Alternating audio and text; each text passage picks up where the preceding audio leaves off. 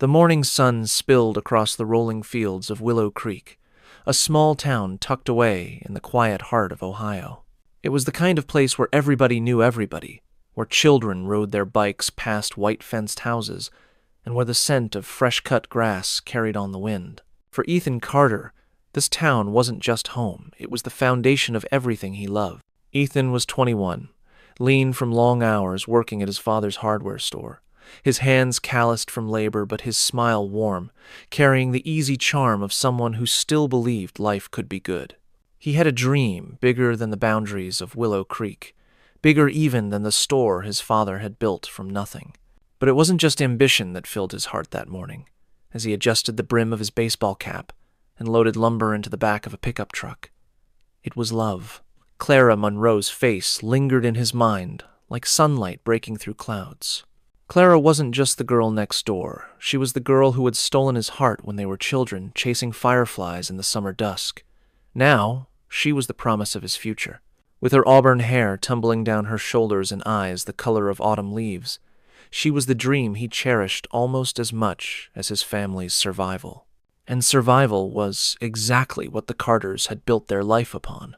His father, John Carter, was a man of grit and integrity, his voice carrying the steady reassurance of someone who had wrestled with hardship and never lost.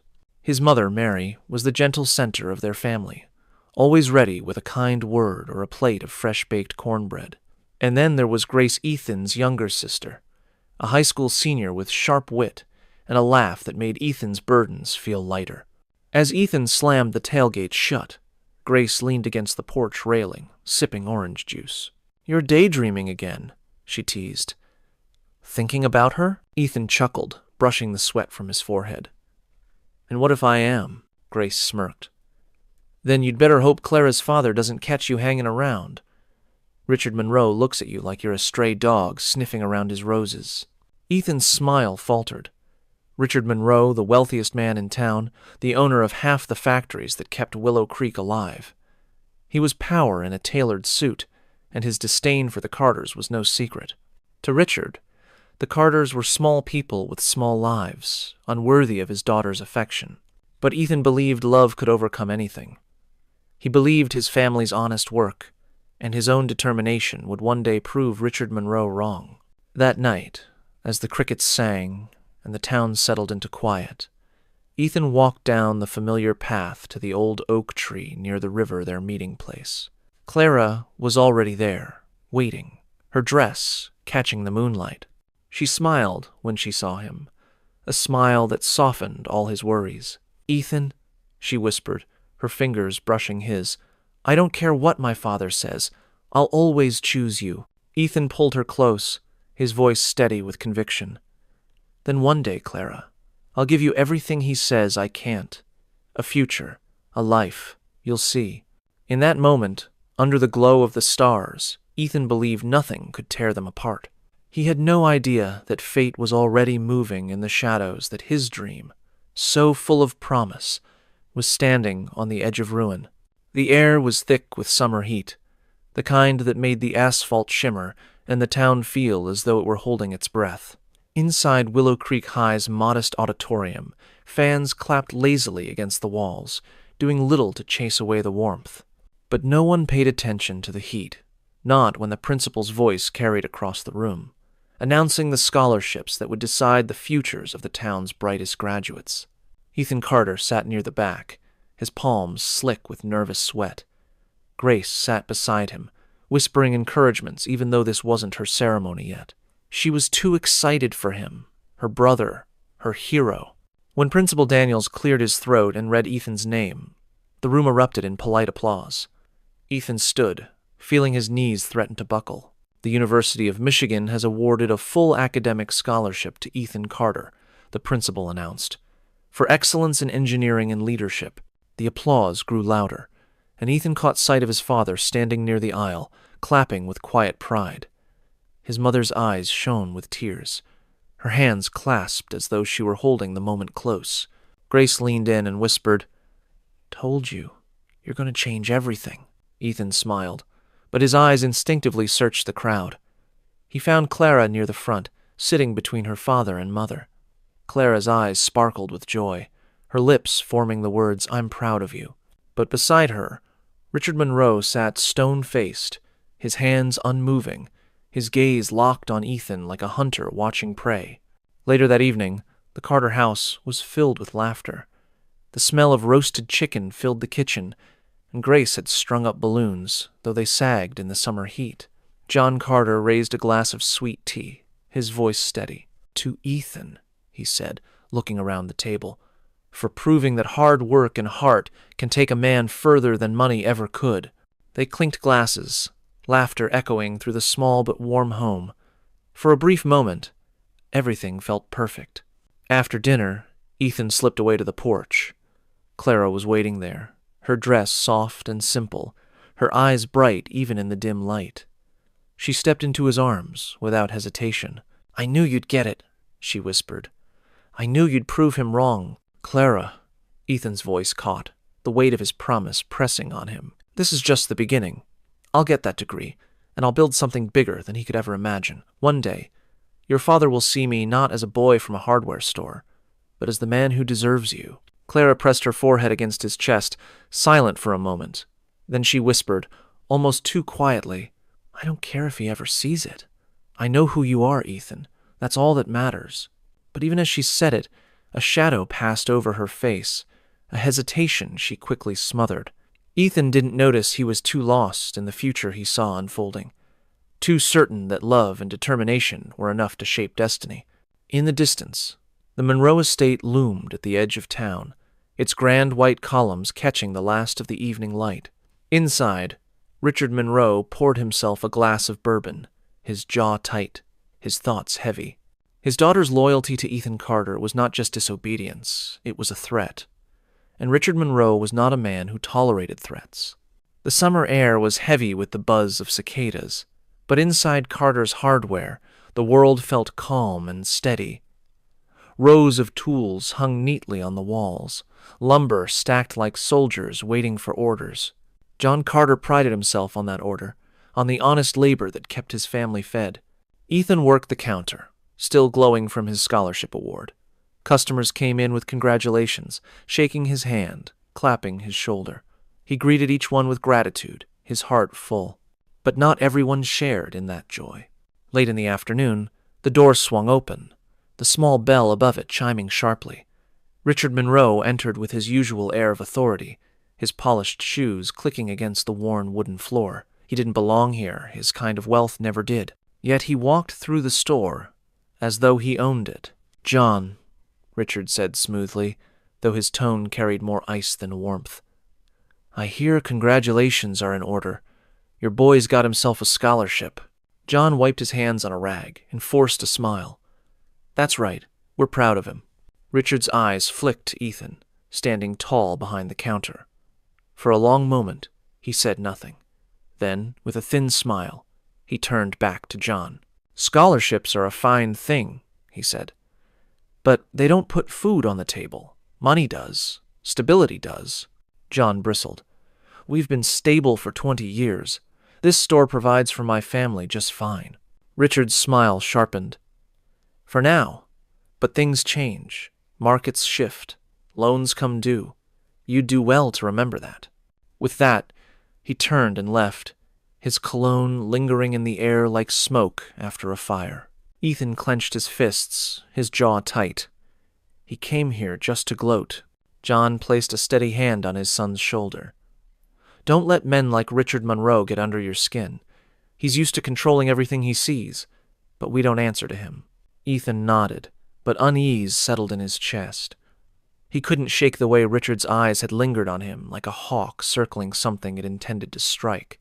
That evening, as twilight painted the sky in shades of gold and purple, Clara slipped out from her family's estate and met Ethan at the old oak tree by the river.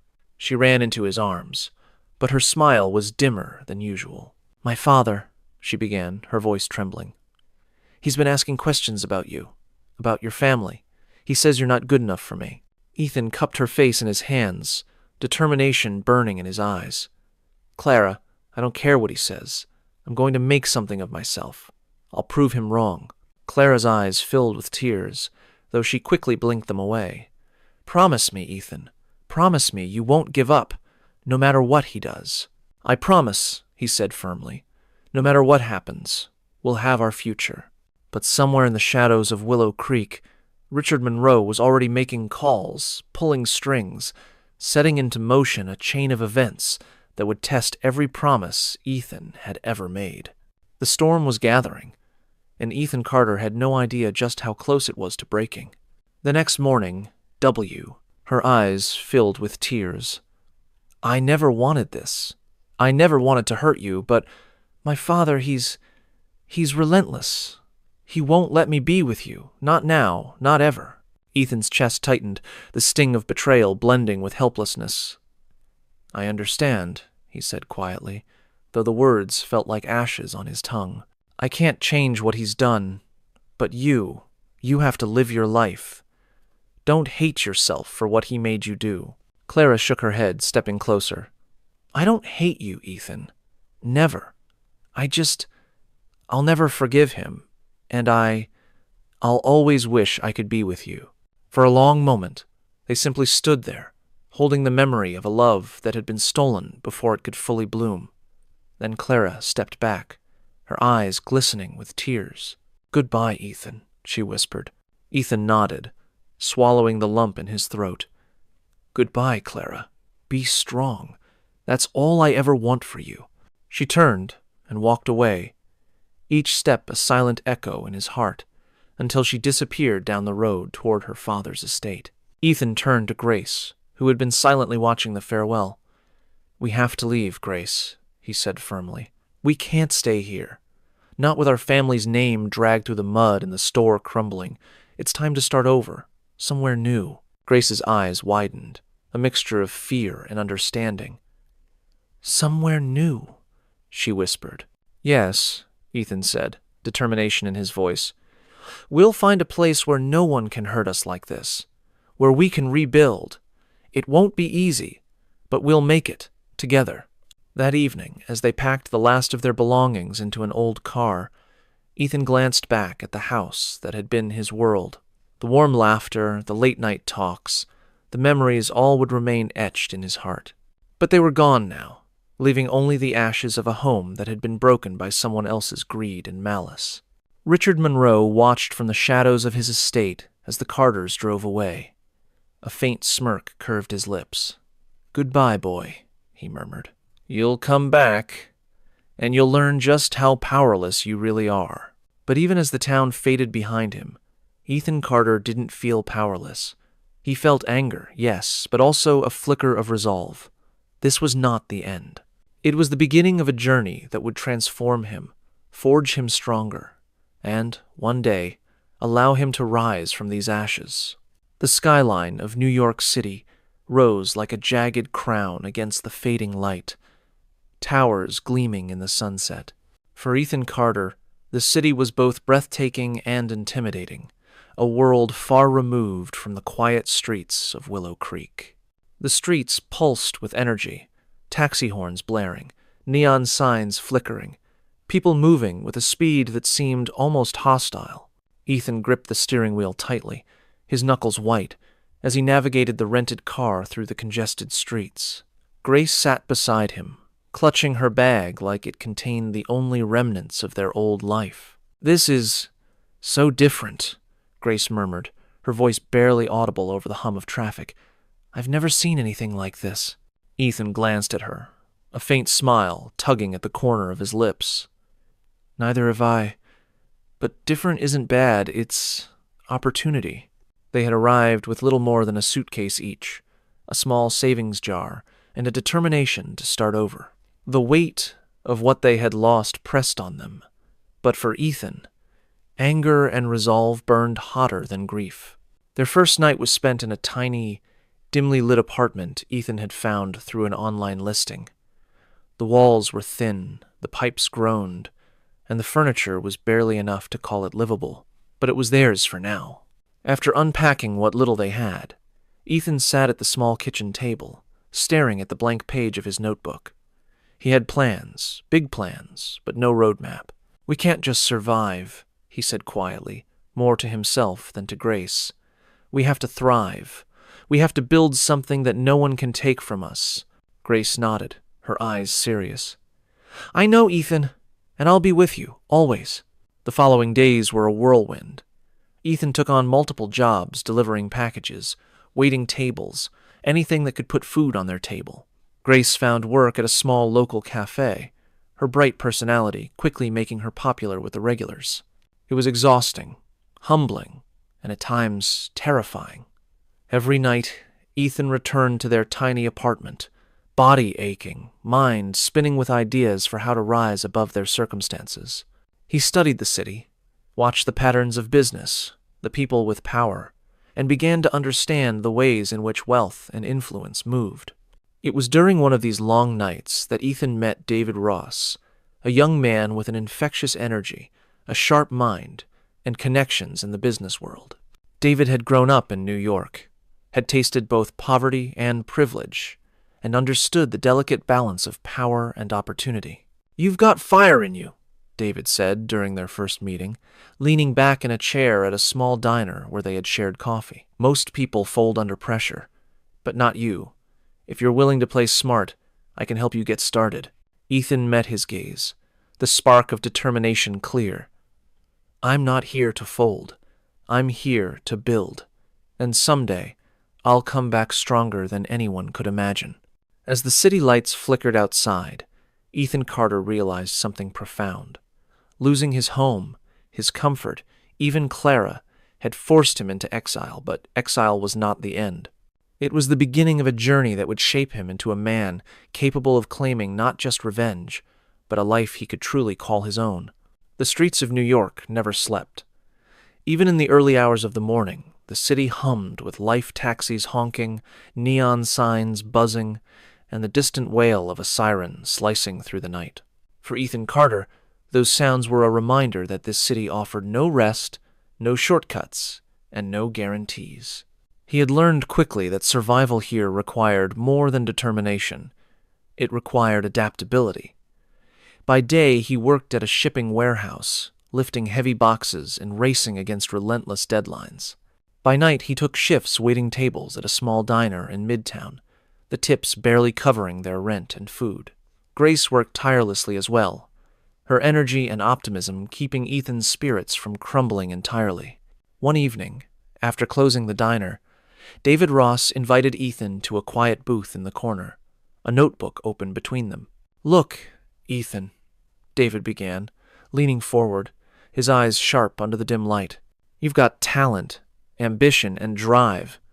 But drive alone won't get you far in this city. You need knowledge, strategy, connections. That's what separates people who survive from people who dominate." Ethan nodded, absorbing every word. "I'm ready," he said simply. "I'll do whatever it takes." David smirked. "That's what I like to hear. First things first, we start small. Learn the market, study deals, understand human behavior. You'll need all of it if you want to get back at the people who've wronged you, and trust me, you will." Over the following weeks, Ethan became a student of the city. He spent late nights in libraries and cafes, reading about finance, entrepreneurship, and investment strategies. He watched how small businesses thrived or collapsed, how timing and negotiation could make or break a deal, and how subtle influence often outweighed brute force. Even in the humblest of moments, counting tips at the diner, delivering packages across Brooklyn, Ethan began to see patterns. He noticed which clients were trustworthy, which suppliers overcharged, and how reputations were built and destroyed with a few well-placed words. "See that guy over there?" David said one evening, nodding toward a suited businessman on the sidewalk. "He's about to make a deal worth millions, but he's going to get played because he underestimates the people around him. Remember this, there's always an opportunity if you know where to look." Ethan's eyes followed the man, a flicker of understanding lighting his expression. He realized that survival wasn't enough. He wanted mastery, influence, power, the tools he would one day use to reclaim everything he had lost. Back in their small apartment, Grace watched him with quiet admiration. "You're changing," she said softly. "Be careful, Ethan. Don't let the city, make you hard. Ethan smiled faintly, his eyes on the city lights beyond the window. I'll never lose who I am, Grace, but I'll become who I need to be, and one day we'll be strong enough to come back. The hustle had begun, and with each long hour, each lesson learned in the city's unforgiving streets, Ethan Carter moved one step closer to the man he was destined to become, the man who would rise from the ashes of his past, stronger, wiser, and ready for the revenge that fate had made inevitable. The small cafe was quiet that evening, the clatter of dishes fading into the soft hum of conversation. Ethan sat across from David, a folder of notes and contracts spread on the table between them. It was their first real chance to apply everything Ethan had learned, a small deal that could give him both money and credibility in the city. This isn't just about the money, David said, eyes sharp. It's about making people notice you, about showing that you can handle responsibility and make smart decisions under pressure. If this goes well, it opens doors, and doors open paths to bigger opportunities. Ethan nodded, feeling a mix of excitement and anxiety. I'm ready, he said. The following days were a whirlwind of negotiation, research, and long nights of preparation. Ethan pored over spreadsheets, memorized client needs, and studied the patterns of competitors. For the first time in weeks, exhaustion came not from worry, but from purposeful work. When the day of the meeting arrived, Ethan walked into the small, somewhere in the shadows, Richard Monroe's network began to sense disruption. A ripple of unease spread through his controlled empire, subtle but undeniable. And for the first time, Monroe realized that Ethan Carter was not just a boy from Willow Creek. He was a strategist, a threat, and someone who would not be easily crushed. The game had begun, and Ethan Carter had made the first strike. Richard Monroe's office was a cathedral of marble and glass, the city sprawling beneath him like a chessboard waiting to be manipulated. He sipped his whiskey slowly, staring at the wall of reports and messages that littered his desk. Something felt off. Monroe, one of his aides said nervously, "We've had a problem with the Carter account. Harris, one of your suppliers, one of your instructions. The shipment. It was redirected. He claims it's part of some new deal." Richard set his glass down, eyes narrowing. "Carter," he muttered, almost tasting the name. "So he's begun to play after all." The aide swallowed. "It's subtle, but yes, sir, it's deliberate. Whoever he's working with, he's organized, careful, he's dangerous." Richard's lips twisted into a thin smile. Dangerous? I like that. His mind raced, mapping the moves, imagining the next strike. Prepare a response, but quietly. Make him think the city is still under my control. I want him to underestimate me. Let him think he's gaining ground. Meanwhile, Ethan and Grace returned to their apartment that evening, weary from the day's work, but buoyed by the small victory with Harris. David leaned back in his chair, a knowing smile on his face. "You've got his attention now. That's always the first step. But be careful, he'll retaliate. And when he does, it won't be subtle." Ethan nodded, determination burning in his eyes. "Let him come. I'm ready. Every move I make from here on out will be calculated. He won't know what hit him." Grace watched him silently, worry tugging at her heart. "Ethan, just promise me you won't let this revenge consume you. Promise me you'll stay you." He looked at her, the fire in his eyes tempered by love and loyalty. "I promise. This isn't about hate. It's about reclaiming what was stolen, about protecting those I love. I won't lose myself, Grace, but I will fight." Across the city, Monroe's empire stirred like a sleeping beast, sensing the first tremors of disruption. Ethan Carter, a boy from a small town, had entered the battlefield, and now Monroe realized something he had never expected: his control was no longer absolute. The war was just beginning. The morning air in New York was sharp, tinged with the faint scent of rain and exhaust.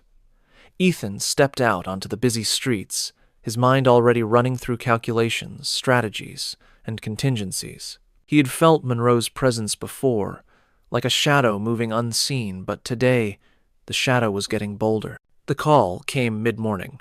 "Ethan Carter?" a stern voice said. "This is Hamilton Logistics. Your recent deal has been canceled. Effective immediately. We will not be processing your shipments any further." Ethan's stomach tightened. Hamilton was a critical partner in his plan, and losing them meant more than just delayed progress. It could slow everything he had been building. David's voice was calm but urgent when Ethan relayed the news. "It's him," he said simply. "Monroe is escalating. He's not just playing behind the scenes anymore. He's striking directly. That means it's time to respond carefully, strategically. You can't match force with force. You need leverage." Ethan leaned back, eyes narrowing. He thought of Willow Creek, of the Carters' ruined store, of Clara being torn from his life. Every memory sharpened his resolve. "Then we don't meet him head-on. We hit where it hurts quietly, intelligently. He wants control. We'll take it from under his nose." By evening, Ethan and David devised a plan. They identified Monroe's smaller connections, the silent cogs in his vast machine, and began turning them quietly, offering incentives, revealing hidden opportunities, and subtly destabilizing the network that Monroe had taken for granted. Ethan watched as the first of the small cracks appeared. Shipments that had been blocked were slowly moving again. Minor partners began to question Monroe's authority, and Monroe himself remained unaware of the hand orchestrating the subtle rebellion. Grace noticed the change in him that night. "You're different now," she said softly. "You've become someone else." "I'm still me," Ethan replied, though his jaw was set, his eyes glinting with calculated determination. "I'm just learning how to fight. And one day, Monroe will see that no empire is untouchable." Across the city, Richard Monroe felt an unease he hadn't experienced in years, a sense that his carefully controlled world was starting to fray at the edges. He raised a glass, voice low and sharp. "Interesting," he muttered. "This boy, he has fire. But fire can be contained, and when it burns too bright, it will consume him." Ethan Carter had taken his first direct steps against Monroe's growing influence in New York. The collision course was set, the stakes higher than ever, and the battle had moved from subtle shadows to a war that neither man could ignore. The city hummed with its relentless rhythm. But for Ethan, every sound carried purpose. After the setbacks and the first strike, the weeks had become a calculated dance, each move carefully measured, each ally and adversary weighed against the potential for gain or risk. David watched Ethan work from their small apartment, impressed by the boy's focus. "You've adapted faster than I expected," he said. "Most people would have broken under the pressure. You, though, you're turning this city into a proving ground." Ethan didn't smile. His eyes were fixed on a map of New York, pins and notes, marking partnerships, potential threats, and hidden opportunities. "We can't rush," he said. "Every move now must strengthen us and weaken him quietly. We're building a foundation strong enough to withstand anything Monroe throws at us." Grace, ever vigilant and supportive, noticed the subtle changes in their lives. The apartment felt more organized, more controlled. Ethan had begun to mentor Harris and other small partners, helping them navigate the tricky web Monroe had cast over the city. By consolidating these small victories, Ethan created a network that functioned almost invisibly. Shipments moved without interference. Deals were quietly salvaged. And Monroe's influence, though still powerful, began to show the first signs of strain. Yet, in the shadows, Richard Monroe was far from idle. He paced the grand halls of his estate, his expression dark and unreadable. "This boy thinks he can play my game," Monroe muttered. "Let him win a few scraps. Let him feel the thrill of small victories. But soon I'll remind him why he should never have left Willow Creek." Monroe's mind raced with plans, strategies to crush Ethan, reclaim lost influence, and remind the world that his power was absolute. But the careful, quiet approach Ethan had taken frustrated him. Every direct strike Monroe considered seemed too risky. every attack potentially creating more weaknesses in his own empire. Ethan, unaware of the full scope of Monroe's plotting, continued to build quietly.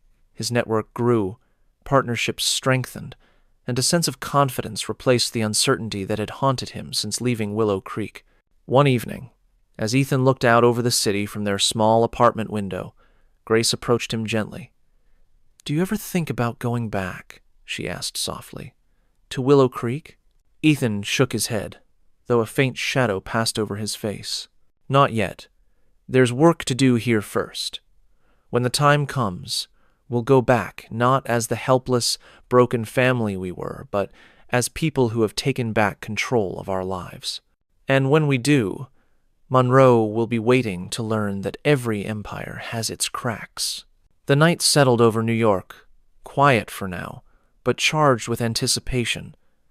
Ethan Carter had learned to fight carefully, to build subtly, and to strike without revealing his hand. And somewhere in the city's shadows, Monroe's counterattack was already taking shape, one that would test everything Ethan had built. The city had grown louder, more unpredictable, as autumn deepened. Ethan's network had stabilized, but he knew Monroe was patient, too patient to act hastily. And now the first signs of retaliation arrived. It started with a sudden cancellation notice from a major client, one that Ethan had spent weeks courting. Then came the rumors, subtle whispers, that his reputation in certain circles was questionable, seeded by people with Monroe's influence. David met him at the cafe, concern etched across his face. "This is the first wave," he said quietly. "Monroe isn't reckless. He's testing you, probing your defenses. Watch closely. Every misstep you make now will be exploited." Ethan listened, absorbing every word. His mind raced through contingency plans, recalling each ally, each connection he had carefully nurtured. "Then we don't panic," he said firmly. "We respond strategically. Every strike he makes, we turn into leverage for the next move." The first real test came the following day. Harris, Ethan's small but loyal supplier, called in a panic. "Ethan, they've frozen my accounts. I can't move anything. Monroe's people, he's threatening me. My family." Ethan clenched his fists, anger simmering beneath the surface.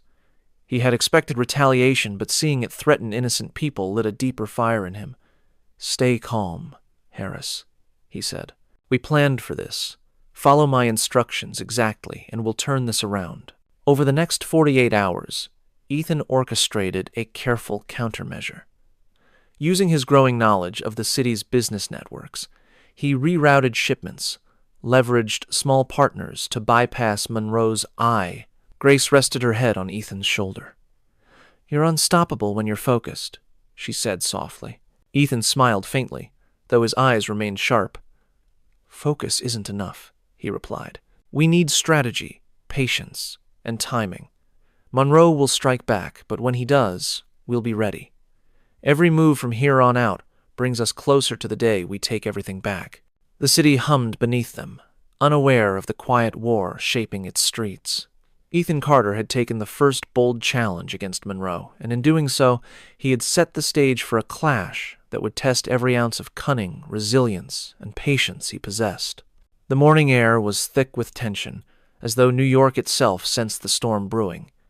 Ethan had anticipated Monroe's reaction, but nothing could fully prepare him for the scale of the retaliation. The first sign came through a flurry of urgent messages. Key partners had suddenly withdrawn support, citing impossible demands from Monroe's network. Shipments were blocked, contracts were voided, and whispers of a hostile takeover in one of Ethan's growing enterprises began to circulate, designed to undermine confidence and sow panic. David met him at their usual cafe, face grim. "This isn't a test anymore," he said. "Monroe is striking aggressively. He wants to see fear in your eyes. He wants to force you into a mistake." Ethan took a slow breath, eyes scanning the crowded street outside. "Then we don't panic," he said, voice calm but cold. "We respond strategically. Every attack he launches is data, every misstep he makes is leverage." By afternoon, the pressure intensified. Harris called, panic in his voice. "Ethan! They're threatening to seize everything. My family! They said they'll make it worse if I don't comply. Ethan's jaw tightened. Listen to me carefully, he said, voice steady. We've prepared for this. Follow my instructions exactly. We're going to turn their aggression against them. You won't be exposed. You'll come out stronger. Over the next 48 hours, Ethan orchestrated a complex countermeasure. He rerouted critical deals, secured alternative partners, and strategically leaked false information to Monroe's network, creating hesitation and mistrust among his allies. Every move was calculated, designed to protect his network while striking at the vulnerabilities in Monroe's empire. By the third day, Harris's operations were not just restored, they were thriving. Monroe, however, was growing visibly frustrated. Every direct strike he attempted was countered subtly, leaving him with the realization that Ethan was no ordinary opponent. That evening, Ethan and Grace sat in their apartment, exhaustion etched across their faces. He's relentless, Grace whispered. You have to be careful he won't stop. Ethan nodded, determination burning in his eyes. I know, but neither will I. This is more than revenge now. It's strategy, patience, and survival. Monroe thinks he can intimidate us, but he's learning that control isn't won through fear alone. Across the city, Monroe's towering office glowed with the last rays of sunset. He stared at the reports, face tight with anger and fascination. Clever boy, he muttered. But clever isn't invincible. Soon, I will force him to bend or break. The battle had escalated beyond subtle moves and minor victories. Monroe's aggression had pushed Ethan into a confrontation that tested every ounce of his cunning, patience, and resolve.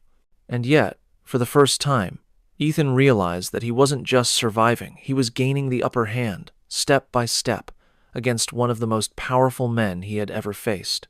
The city was alive with a quiet tension, as if the streets themselves had grown wary of the invisible war brewing within them. Ethan sat at his apartment table. Maps, contracts, and contact lists spread before him like a battlefield. Every detail mattered, every relationship, every weakness. A single misstep could undo everything he had built. David studied him, admiration and concern in his eyes. You've survived his attacks, he said, but now you're ready to go on the offensive. Are you sure you want to risk it? Ethan didn't look up. We've been patient long enough.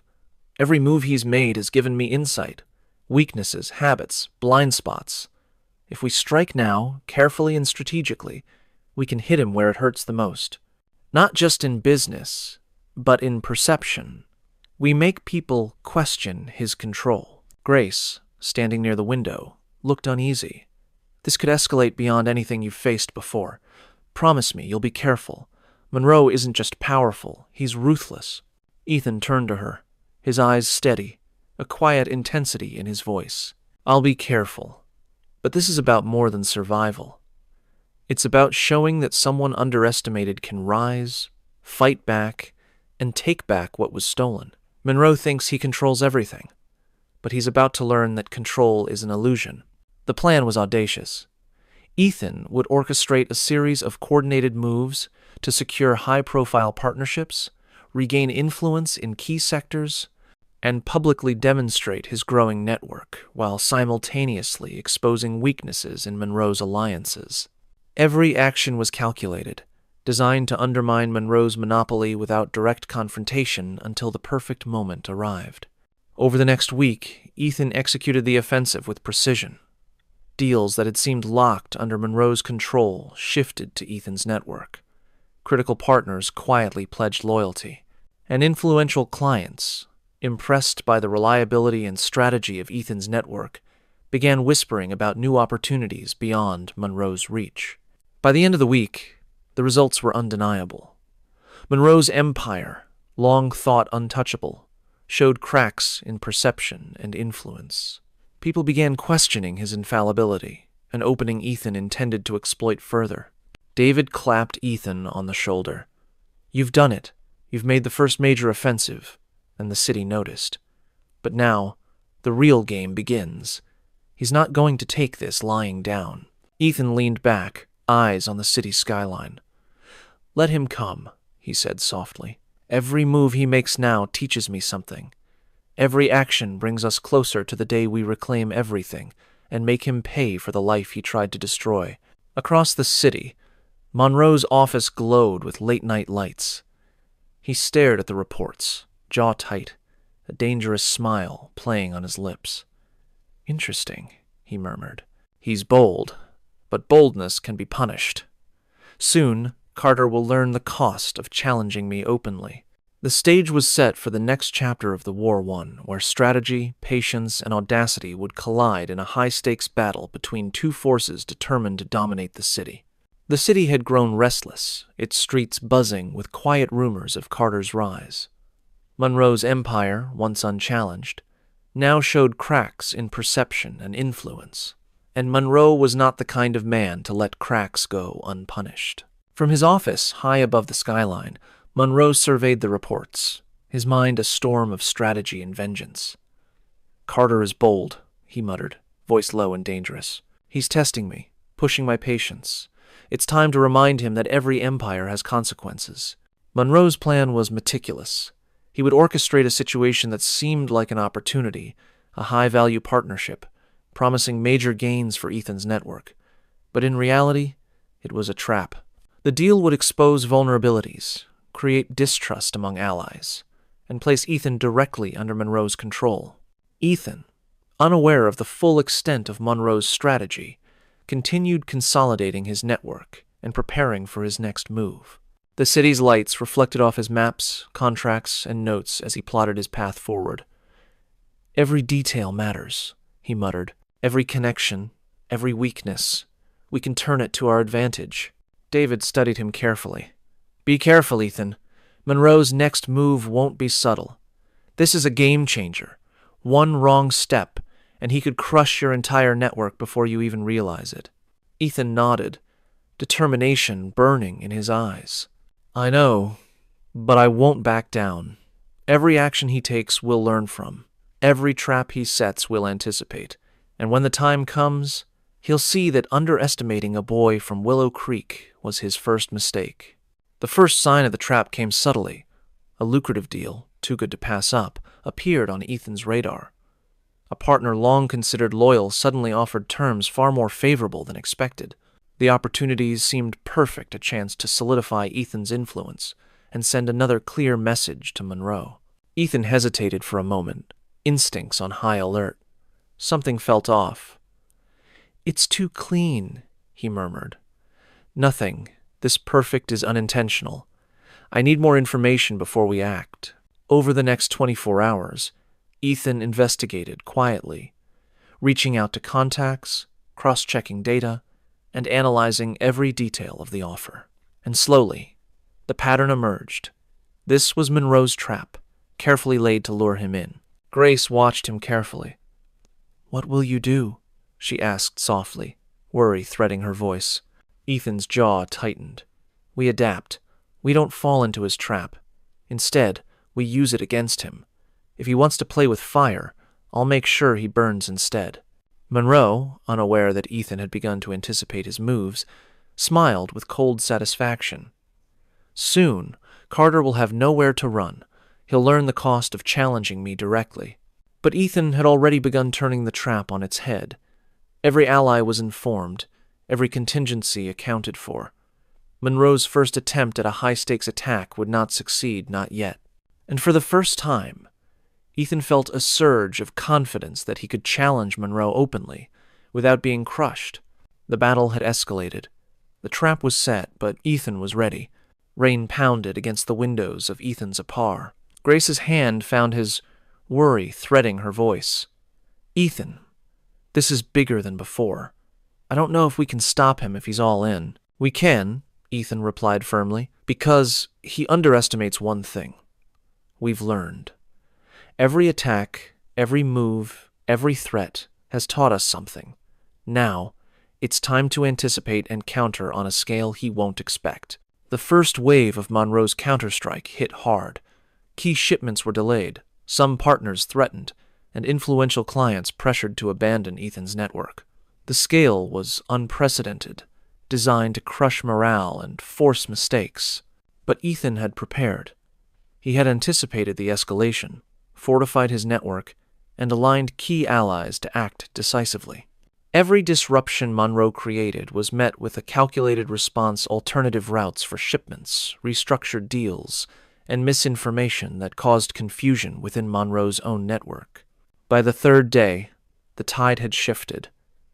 Monroe's counterstrike, meant to destabilize Ethan, exposed vulnerabilities in his own empire.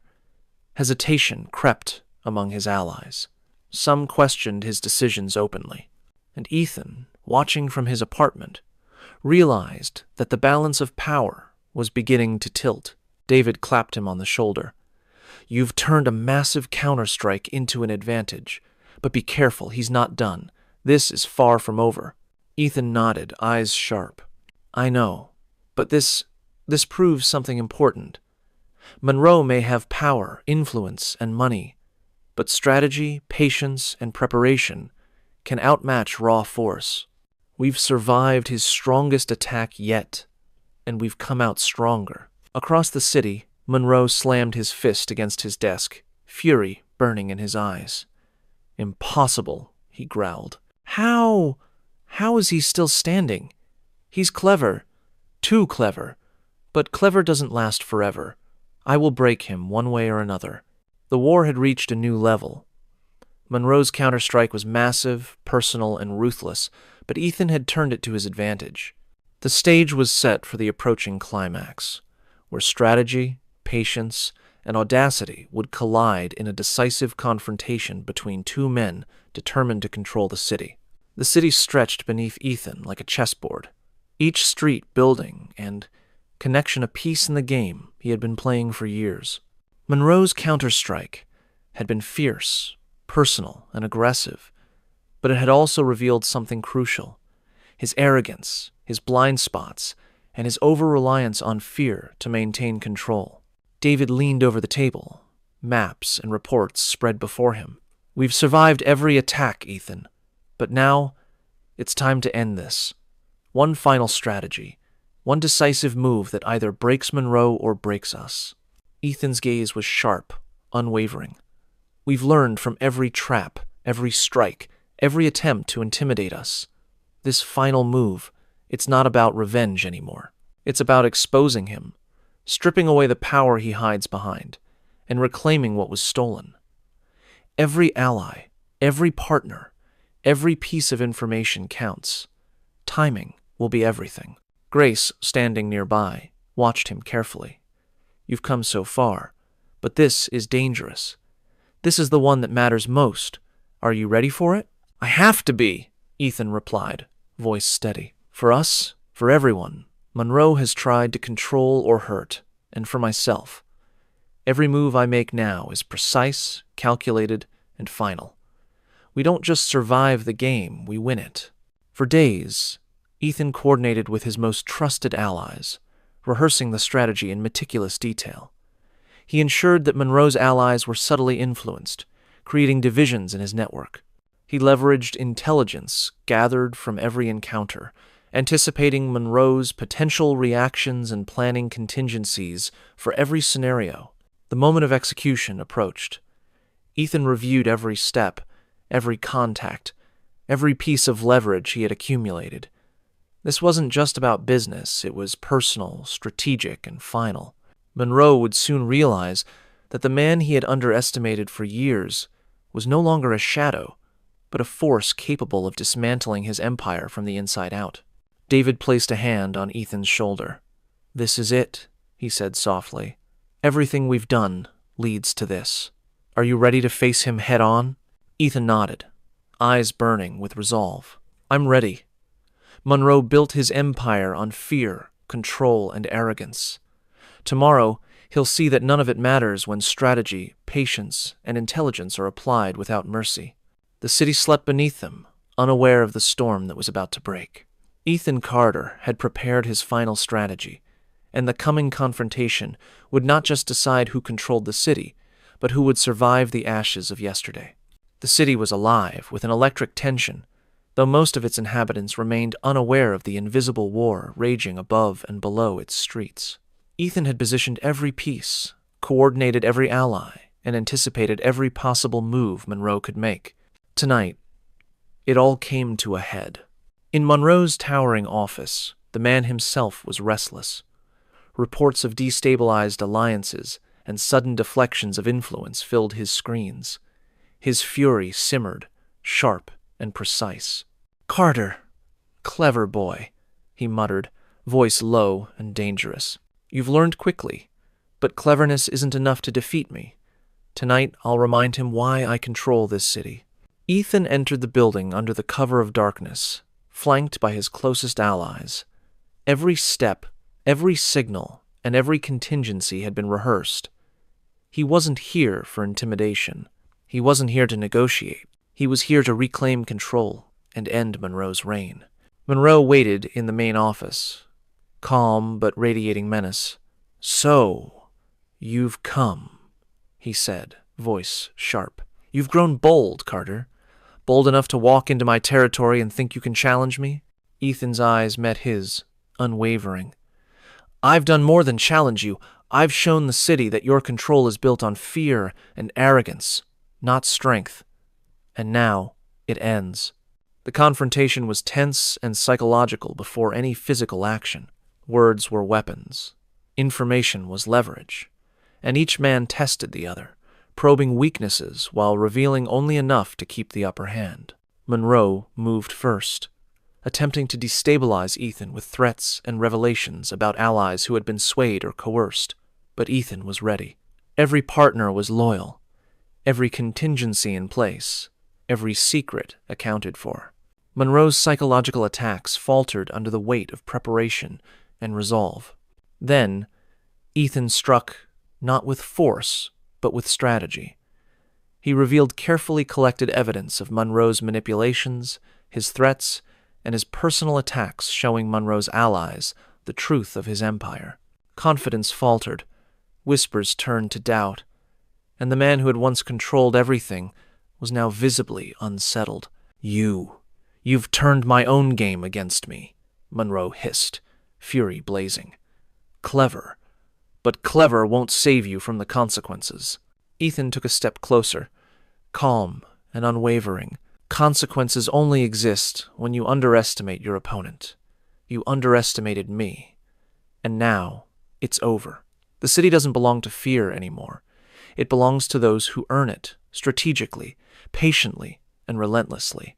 Monroe's empire began to crumble, alliances dissolving in real time.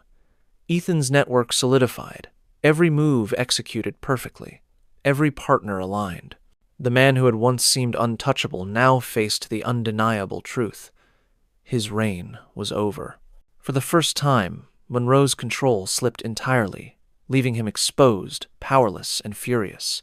Ethan had not just survived the war, he had won it, proving that intelligence, strategy, and resilience could outmatch raw power and intimidation. As Monroe sat back, defeated and furious, Ethan stood tall, eyes fixed on the city below. The war was over, the battle won, but the lessons, scars, and triumphs of the journey would shape him forever. The city was quiet that morning, as if holding its breath after the storm. From the top of his apartment, Ethan watched the skyline, the same skyline that had once symbolized Monroe's unchallenged power, now a testament to change, resilience, and triumph. David entered, carrying coffee, a rare smile breaking through his usual caution. "It's done," he said softly.